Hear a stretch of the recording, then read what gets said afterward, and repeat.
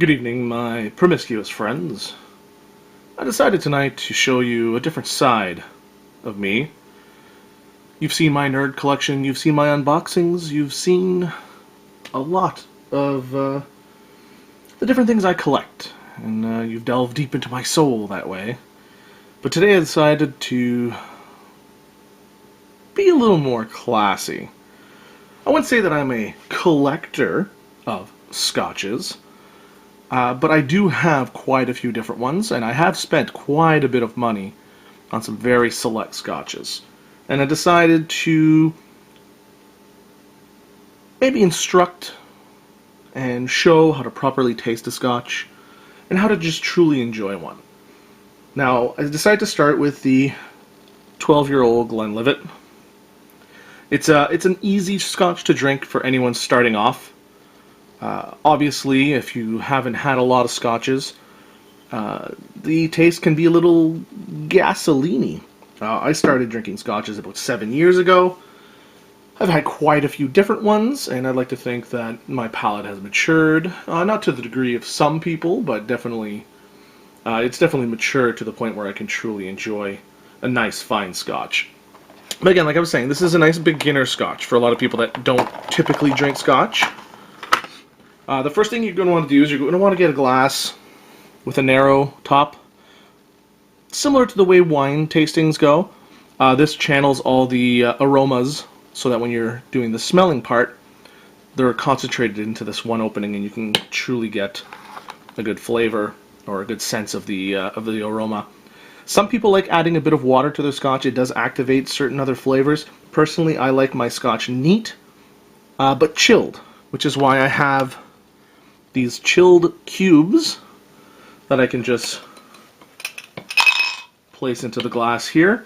And then what that does is when the scotch is sitting, it'll chill it so that I can get a nice chilled scotch, but not watered down. I don't want ice. I don't like ice in my scotch. And what you're going to want to do is pour enough scotch to just go over top of the cube. Now this bottle's a little low. I don't know if I'll have enough. Oh yeah, I'll have plenty. Just, we'll leave it there. So it's not quite over top of the cube, but I'm a little low. So I want to enjoy that another day. And you want this to sit for a little bit, just to get chilled. There's different things that you're going to want to look for when you're tasting a scotch. There's the sniffing, the aroma. The bouquet is what they call it in wine tasting.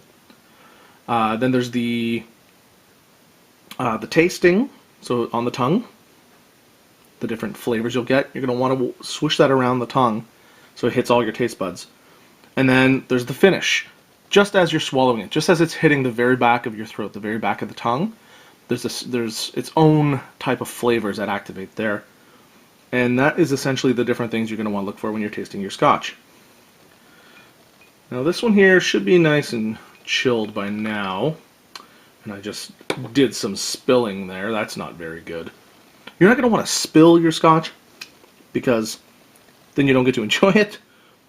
But these glasses are designed apparently to, when you're swishing it around, to spit out everywhere. So already when I'm smelling this Glenlivet, there's some sweet there.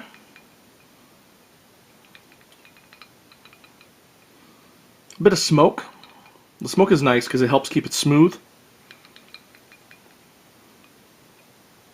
Again, I'm still new to this. I don't have the same descriptions that a true Scotch taster would have, but yep, definitely some sweet, definitely some smoke, maybe some cherry from the wood used in the cask. When they put Scotch in a cask, they choose specific wood, and then the Scotch will actually take some of the wood's flavor into itself. So if it's cherry oak, they're going to take some of that flavor with it, and a lot of times that's what you're smelling when you smell the sweetness.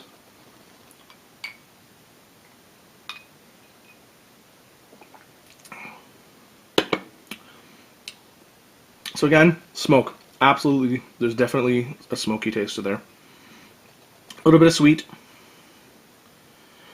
There is still that bitter, not, I wouldn't say, I don't want to say bitter, that strong alcohol taste that you get in a lot of liquors. But that's okay. A lot of spirits, I should say. It's a spirit. That's okay. I mean, the higher end you go, the less of that, uh, bite, I'll say, there is in a scotch. This is a kind of a lower end scotch. Again, it's a good way to start. But